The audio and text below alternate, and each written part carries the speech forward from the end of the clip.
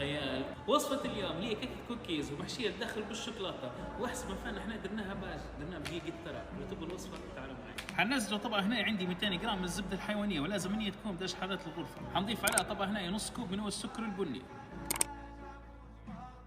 حنزله هنا طبعا عندي زبدة خيار درجة حرارة الغرفة. كشيك صغير حتى من الفانيليا. واكيد طبعا خطوتنا هنا كيك الكوكيز ما تحلاش الا باش بدقيقة ترى. حنديروا منه هنا زازا كوب وربع. عندي هنا ظرف من هو بيكنج باودر، وعندي كشيك صغير هنا من البيكربونات، واكيد ما نستغنوش على شويه الملح هذه. وزي ما شفتوا هنا ما نعجناش عجن، لموها لمان هيك مع بعضها. وبعمل لمان هنا العجينه بتاع الكوكيز بالكامل، حنزل عليها كوب بالضبط اللي هي من الشوكولاته هذه. عجناها هيك تمام. حاليا حندخلها توا فصل الثلاجه لمده نص ساعه باش تتماسك معايا. وهذه العجينه اول ما طلعتها هنا من عندي من الثلاجه، حاليا حنقسمها اللي هو هذه تكون الثلث وهنا بيكون الاكثر.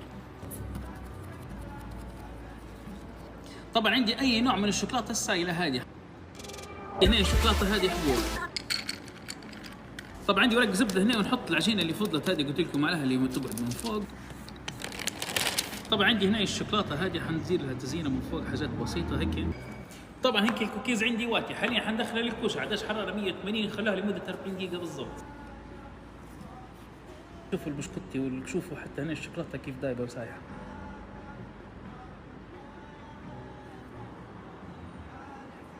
كمية لزازة طبعا هنا فصل كيك الكوكيز. شوفوا هنا الشوكولاتة بسم الله ما شاء الله بسم الله.